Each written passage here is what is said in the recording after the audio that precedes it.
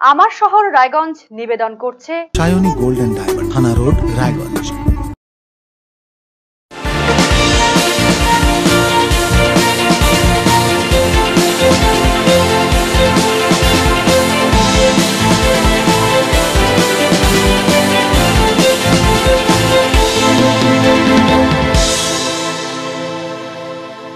নমস্কার, দেখছেন আরসিটিভি সংবাদ আমার শহর রায়গঞ্জ নিয়ে আপনাদের সঙ্গে আমি রিজু। প্রথমে যে খবরের দিকে চোখ রাখবো। বছরের পর বছর রবীন্দ্র জয়ন্তী কিংবা 22শে শ্রাবণ আসে যায়, কিন্তু হাল ফেরেন রায়গঞ্জের বুকে অবস্থিত ঐতিহ্যবাহী রবীন্দ্র ভবনের। কোভিড পরবর্তীকালে ভবনটি ধীরে ধীরে ব্যবহার অযোগ্য হতে থাকে, ফলে ভবন পুরোপুরি বন্ধ হয়ে যায়। তারপর পেরিয়ে গিয়েছে অনেকগুলো বসন্ত। কবে রবীন্দ্র ভবন আগের গৌরব ফিরে পাবে, প্রশ্ন তুলেছেন শহরের সংস্কৃতিপ্রেমী মানুষেরা। রায়গঞ্জের ঐতিহ্যবাহী রবীন্দ্র ভবনের বিবর্ণ দশা, যাকে ঘিরে অসন্তোষ ছড়িয়েছে শহরের সংস্কৃতি মনস্ক মানুষজনদের মধ্যে। করোনা পরবর্তী সময়ে রবীন্দ্র ভবনের বেহাল অবস্থার জেরে যে কোনো অনুষ্ঠানের ক্ষেত্রে বেগ পেতে হচ্ছে বলে অভিযোগ। প্রসঙ্গত 2011 সালে রাজ্যে তৃণমূল ক্ষমতায় আসার পর রায়গঞ্জের অসম্পূর্ণ রবীন্দ্র ভবনকে নতুন করে গড়ে তোলে উত্তরবঙ্গ উন্নয়ন দফতর।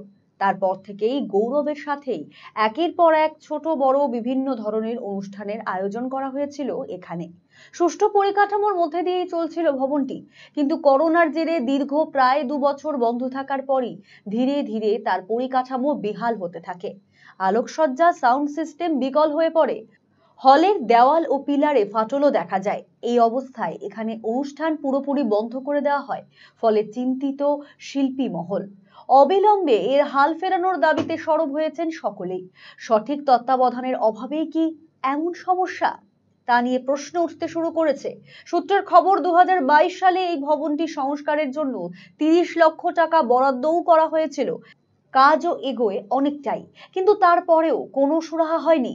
22শে শ্রাবণ কবিগুরুর প্রয়াণ দিবস পালিত হবে, কিন্তু রবীন্দ্র ভবনে রবীন্দ্রনাথের প্রয়াণ দিবস পালন ও অনুষ্ঠান করা থেকে বঞ্চিত হতে হচ্ছে রায়গঞ্জের সংস্কৃতি প্রেমী মানুষকে। তাই অবিলম্বে সকলেই এই ভবনটির হাল ফেরানোর আবেদন জানিয়েছেন প্রশাসনের কাছে। রায়গঞ্জের বিশিষ্ট শিক্ষাবিদ সুশীল গোস্বামী জানিয়েছেন, রবীন্দ্র ভবনের এই অবস্থা দেখে খুব খারাপ লাগছে। এখানে বহু সংস্কৃতি অনুষ্ঠান হয়েছে, এখন ভবনটি ব্যবহারের অযোগ্য।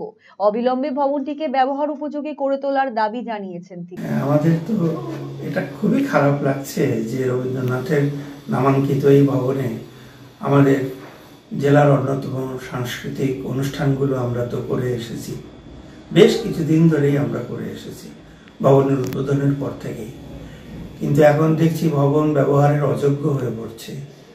তো আমাদের একটাই আবেদন আমাদের জেলা প্রশাসনের কাছে, মাননীয় মুখ্যমন্ত্রীর কাছে, যে অবিলম্বে আমাদের জেলার সব থেকে গুরুত্বপূর্ণ এই সাংস্কৃতিক প্রতিষ্ঠান যেটা ভবন যেটা রয়েছে রবীন্দ্রনাথের নামাঙ্কিত, তাকে সংস্কার করে ব্যবহারের উপযোগী করে জনসাধারণ যাতে এখানে নানা ধরনের অনুষ্ঠান করতে পারে, সাংস্কৃতিক অনুষ্ঠান বা অন্যান্য সভা করতে পারে, তার জন্য একটু উদ্যোগ নেবেন মাননীয় মুখ্যমন্ত্রী। এবং জেলা প্রশাসনকে অনুরোধ করব তারা যেন উদ্যোগী হয়ে এই ব্যাপারে একটু মাননীয় মুখ্যমন্ত্রীর সঙ্গে আলোচনা করে ব্যবস্থা গ্রহণ করতে পারে। রায়গঞ্জের বিশিষ্ট শিক্ষাবিদ শুভেন্দু মুখার্জি জানান, রবীন্দ্রনাথ ঠাকুরের আবির্ভাব বা প্রয়াণ দিবস রবীন্দ্র ভবনে যথোচিত মর্যাদায় উদযাপন করার ইচ্ছে থাকে আয়োজকদের। রবীন্দ্র ভবন আমাদের একটি বড় প্রাপ্তির জায়গা, কিন্তু ভবনের ভেতরে বেহাল অবস্থা তৈরি হওয়ায় সংস্কারের প্রয়োজন রয়েছে। অবিলম্বে যাতে ভবন সংস্কার করে সেটি চালু করে দেওয়া হয়, তার আবেদন জানিয়েছেন তিনি। একথা অনস্বীকার্য যে আপামর বাঙালি তথা বিশ্ববাসী আবেগের সঙ্গে আপাদমস্তক জড়িয়ে আছেন রবীন্দ্রনাথ। তাই আমরা বলি রবীন্দ্রনাথ নইলে অনাথ। আসলে রবীন্দ্রনাথের আবির্ভাব দিবস বা প্রয়াণ দিবস সবসময় একটা মনের মধ্যে ইচ্ছা থাকেই আমাদের প্রত্যেকের যে রবীন্দ্র ভবনে দিনটি বা দিনগুলি বলবো, দুটি দিনই যথোচিত মর্যাদায় উদযাপিত হোক। আমাদের রায়গঞ্জ রবীন্দ্র ভবন আমাদের কাছে একটা বড় প্রাপ্তির জায়গা, যেখানে আমরা অনেক বড় বড় অনুষ্ঠান রাজ্য স্তরে জেলা স্তরে অনুষ্ঠিত হতে দেখেছি। এবং আমাদের যে আকাঙ্ক্ষা ছিল রবীন্দ্র ভবনকে ঘিরে তাও অনেকাংশে পূর্ণ হয়েছিল। কিন্তু কিছুদিন যাবৎ ভেতরের কিছু সংস্কার আশু প্রয়োজন হয়ে পড়েছে এবং সেই কারণে হয়তো এই রবীন্দ্র ভবনকে আমরা ব্যবহার করতে পারছি না। আমি যতটুকু জানি যে এই ব্যাপারে টেন্ডার প্রক্রিয়া সম্পন্ন হয়েছে। একজন রবীন্দ্র অনুরাগী সাধারণ নাগরিক হিসাবে এই আশা করব যে যত তাড়াতাড়ি সম্ভব এই সংস্কার কার্য যেন সুসম্পন্ন হয় এবং আমরা যেন অন্তত আগামীর যে অনুষ্ঠানগুলি শিল্প সাহিত্য সম্পর্কিত বা অন্যান্য অনুষ্ঠান সেগুলি যথোচিত মর্যাদায় এই রবীন্দ্র ভবনে অনুষ্ঠিত করতে পারি। রায়গঞ্জের সংস্কৃতি মনোভাবাপন্ন শুভব্রত লাহিড়ী জানিয়েছেন, রবীন্দ্র ভবন তৈরি হবে এক সময় স্বপ্ন ছিল, সেই স্বপ্ন পূরণও হয়েছে, কিন্তু তারপরেও বিহাল অবস্থা ভবনের। অবিলম্বে ভবনটি চালু হোক দাবি শুভব্রত বাবুর। সবসময় স্বপ্ন দেখতাম যে রবীন্দ্র ভবন তৈরি হবে এবং সেখানে আমাদের সংস্কৃতি চর্চা, আপনারা জানেন আমি কিছু কিছু সাংস্কৃতিক বিষয়ে যুক্ত থাকি, তো একটা বিরাট স্বপ্ন ছিল। অতি দীর্ঘ সময় অতিক্রম করে সেই স্বপ্ন পূরণ হয়েছিল, কারণ উদ্বোধনের ঠিক আগ মুহূর্তের অনুষ্ঠানও ওখানে আমরা করেছি।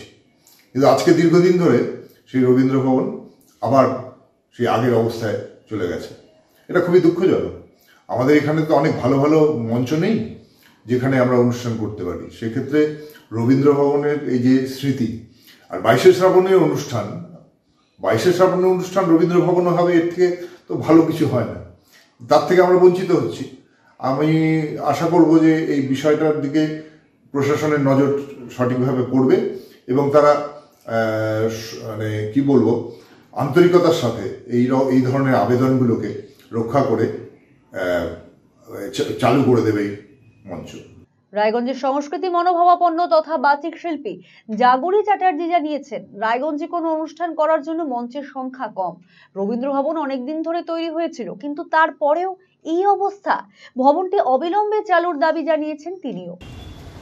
শুধু তো 25শে বৈশাখ বা 22শে শ্রাবণকে নিয়ে কবিগুরুকে ভাবা নয়, তো আমাদের সংস্কৃতি মানে নাচ গান আবৃত্তি যে কোনো কিছুই বলুন, শুরুও তাকে দিয়েই, কবিগুরুকে দিয়েই, আমরা শেষও করে তাকে দিয়েই। তাকে ছাড়া সংস্কৃতির কিছুই নেই। গল্প নাটক, এখন প্রচুর নাটকও হচ্ছে, সব কিছুতেই তার হস্তক্ষেপ, তার হাতের ছোঁয়া বলুন, তার ভাবনা, তার সব কিছু নিয়ে আমাদের এই শিল্প জগৎ শিল্পীদের বেঁচে থাকা।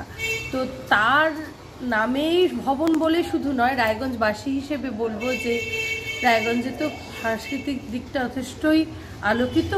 তো সেই জায়গাতে দাঁড়িয়ে একজন সংস্কৃতিপ্রেমী এবং বাচিক শিল্পী হিসেবে আমার মনে হয় যে রায়গঞ্জে যে কটি মঞ্চ রয়েছে সেগুলো সংখ্যায় খুবই কম। মানে যত প্রোগ্রাম বা অনুষ্ঠানের জন্য আমরা মঞ্চের আমাদের প্রয়োজন হয়, সেক্ষেত্রে রবীন্দ্র ভবনটা খুব সুন্দর করে অনেক দিন ধরে তৈরি করা হয়েছিল। সেটা এতদিন পরে আশা নিয়ে মানুষের যে একটা তৈরি হয়েছে বা হচ্ছিল, যখন সেটা হট করে বন্ধ হয়ে গেল এবং তার এখনও কোনো কিছু হয়নি, এটা আমাদের তো কাছে সত্যি একটা বিশাল ক্ষতি হয়ে আছে। সেই জায়গাটা পূরণ হলে আমরা একটা সুন্দর মঞ্চ পাবো। অবশ্যই এটা রায়গঞ্জবাসী হিসেবে প্রত্যেকের এবং একজন সংস্কৃতিপ্রেমী হিসেবে সকলেই চাইবে।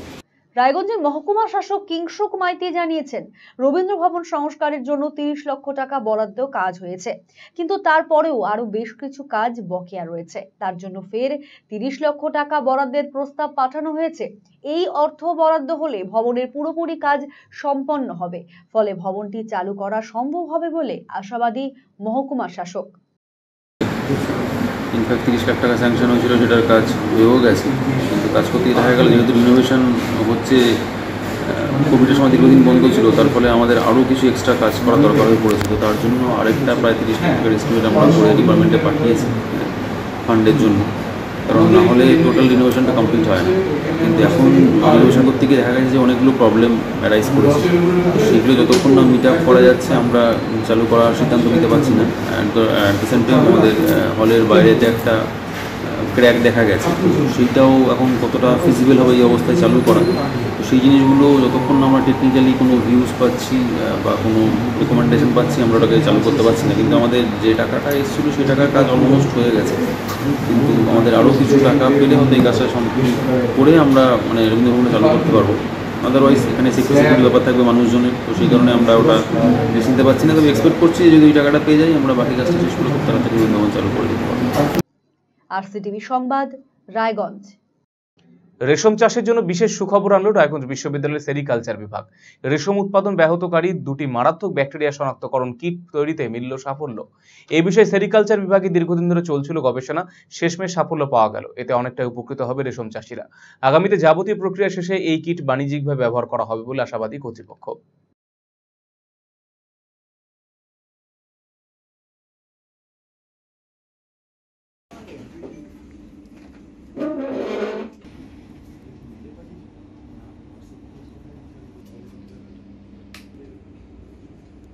দেখুন, কোভিড-19 পরে পয়েন্ট অফ কেয়ার ডিভাইসেস উপরে কিন্তু প্রচুর জোর দেওয়া হয়েছে for rapid detection of pathogen. তো আমাদের এরকমই একটা গবেষণা আমরা করতে চেয়েছিলাম কি এরকম একটা পয়েন্ট অফ কেয়ার ডিভাইস বানাই যাতে মানে সিলকওয়ার্মের যে ডিজিজগুলো হচ্ছে খুব দ্রুত আমরা আইডেন্টিফিকেশন করতে পারি। আমরা এটাকে ডেভেলপ করে ফেলেছি, পেটেন্টও ফাইল হয়ে গেছে। আর এটা দুটো খুব ভালো জার্নালে হয়েছে, বিকজ যে ব্যাকটেরিয়াটা আমরা পেয়েছি দুটো নোভেল ব্যাকটেরিয়া, দুটোকে আমরা রিপোর্ট করেছি ডাটা ইন ব্রিফে। আর একটা মনে হয় ACS অ্যাপ্লাইড বায়োমেটেরিয়ালস, এই দুটো জার্নাল। দেখুন, এটা একটা আমরা যে কিটটা বানিয়েছি, আপনি দেখবেন যদি মার্কেটে যেগুলো অ্যাভেলেবেল থাকে, যে প্রেগনেন্সি ডিটেকশন কিট, ওখানে আমরা ইজিলি বলতে পারি women is pregnant or not. Similarly এখানে আপনি স্যাম্পল দেবেন, within 5 minute you'll develop the colour. এখনো তো এটা বাণিজ্যিকভাবে আসতে কতটা দেরি? হ্যাঁ, এখন আমরা যেহেতু এটা পেটেন্ট হওয়ার পরে will tie up with some industry এটাকে লার্জ স্কেল প্রোডাকশনের জন্য, যাতে মানে এটা পুরো ল্যাব থেকে আমরা বেডস দরজায় নিয়ে যেতে পারি, লার্জ স্কেলে মধ্যে অ্যাপ্লাই করতে পারি। দেখুন, অমিত শাহ যেটা বললেন খুবই রেলিভেন্ট। আমাদের সেরিকালচার ইন্ডাস্ট্রিতে যদি আমরা দেখি তাহলে দেখা যায় যে ডিজিজ আউটব্রেক রেট আমাদের সেরিকালচার ইন্ডাস্ট্রিতে বিশেষ করে শিল্পকর্মের মধ্যে খুবই বেশি। হ্যাঁ, এবং যদি সেখানে স্ট্রিক্ট হাইজেনিক এবং ডিসইনফেকশন মেজার্স ফলো না করা হয়, সেই ক্ষেত্রে দেখা গিয়েছে যে ক্রপ লস আপ টু 40%ও হতে পারে।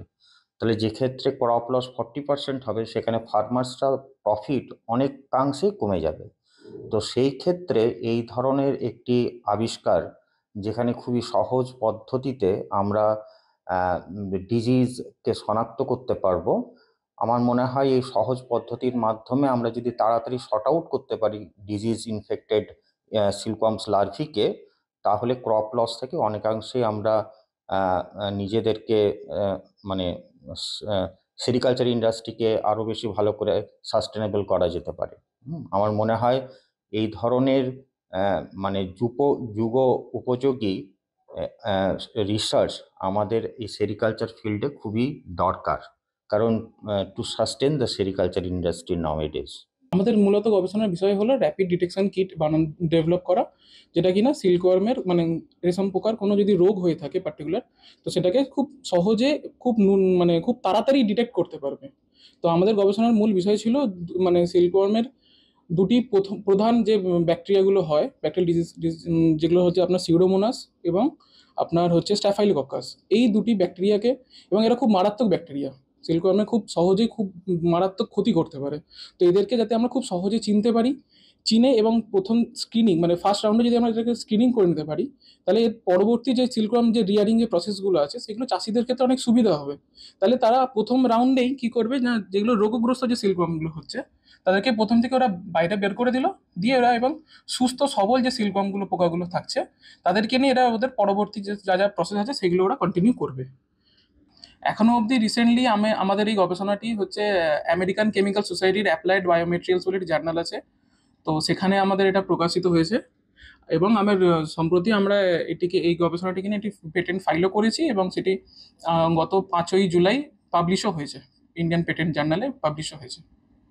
কতটা সুবিধা হবে আগামী দিনে এটা আশা করছি? এটা আমাদের এখনও ট্রায়াল ভার্সনই আছে, তো এটাকে আমরা লার্জ স্কেলে মানে নিয়ে যেতে চাইছি, কিন্তু যেহেতু আমাদের ফান্ডের একটু সমস্যা হচ্ছে, একটা বড় কাজ, তো যদি পেটেন্টটা ফাইল মানে গ্র্যান্ট হয় তাহলে আমরা এটাকে নিয়ে একটু বৃহৎ প্রক্রিয়া এটাকে বাড়াতে চাই, এবং এতে চাষিদের ক্ষেত্রে খুব সুবিধাই হবে। আর আগামী দিনে এই যে চাষিদের ক্ষেত্রে এটা কতটা ব্যয়বহুল হবে বলে? দেখুন, এটা আশা করছি এক একটা টেস্ট করতে মানে চাষিরা যদি করে ওই 70 থেকে 80 টাকা খুব বেশি হলে খরচা হবে। সেক্ষেত্রে চাষিরা তো অনেকটা লাভবান। একদম চাষিরা খুবই লাভবান হবে, কারণ ওরা ধরে নিন যদি রোগগ্রস্ত পোকাগুলোকে নিয়ে যদি ওরা চাষ করতে থাকে, তাহলে আলটিমেটলি শেষের দিকে গিয়ে যখন দেখছে যে রোগ হচ্ছে, তখন পুরো লটটাই ওদেরকে ফেলে দিতে হবে। তখন সেই ক্ষেত্রে ওদের মানে সময়ও নষ্ট হলো, ওদের মানে পরিশ্রমও নষ্ট হলো, টাকাও নষ্ট হলো, সবই নষ্ট হলো। রায়গঞ্জ বিশ্ববিদ্যালয় সম্পর্কে কুরুচিপূর্ণ মন্তব্য সহ একাধিক অভিযোগের ভিত্তিতে সাময়িকভাবে বরখাস্ত করা হলো রায়গঞ্জ বিশ্ববিদ্যালয়ের শিক্ষাকর্মী তপন নাগকে। সাংবাদিক সম্মেলন করে কথা জানিয়েছেন বিশ্ববিদ্যালয়ের উপাচার্য দীপক কুমার রায়। যদিও তিনি এসবের কিছুই জানেন না বলে মন্তব্য করেছেন তপন নাগ। একাধিক অভিযোগের ভিত্তিতে সাময়িকভাবে বরখাস্ত করা হলো রায়গঞ্জ বিশ্ববিদ্যালয়ের শিক্ষাকর্মী তপন নাগকে। মঙ্গলবার সাংবাদিক বৈঠক করে বিষয়টি জানিয়েছেন বিশ্ববিদ্যালয়ের উপাচার্য দীপক কুমার রায়। তপন নাগ বিশ্ববিদ্যালয়ের সিআইএস বিভাগে সিনিয়র অ্যাসিস্ট্যান্ট হিসেবে কর্মরত ছিলেন। তিনি আবার তৃণমূল কংগ্রেসের শিক্ষাবন্ধু সমিতির জেলা সভাপতিও। উপাচার্য এদিন জানিয়েছেন সোমবার তপন নাগের কাছে সাময়িক বরখাস্তের চিঠি পাঠানো হয়েছে। মঙ্গলবার থেকে তা কার্যকর করা হলো।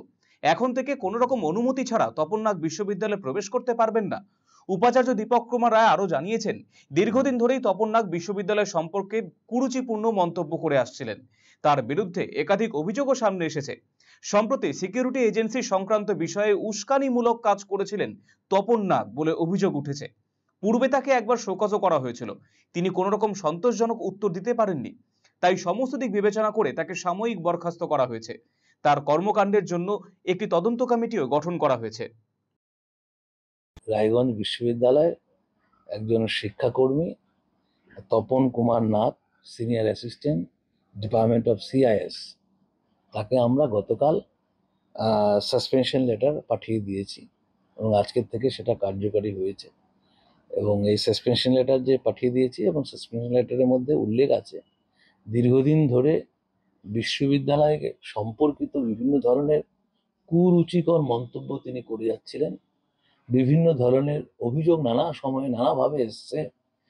সাম্প্রতিককালে আপনারা সকলেই জানেন সিকিউরিটি ম্যাটার নিয়ে যে সিকিউরিটি এজেন্সি বা সিকিউরিটির সঙ্গে যুক্ত যারা আমাদের বিশ্ববিদ্যালয়ের কোনো কর্মী নন, একটা সিকিউরিটি এজেন্সির কর্মী, তাদেরকে নিয়ে বিভিন্ন ধরনের ক্রিয়া প্রতিক্রিয়া এবং উস্কানিমূলক বিভিন্ন ধরনের কার্যক্রম তিনি চালিয়ে যাচ্ছিলেন।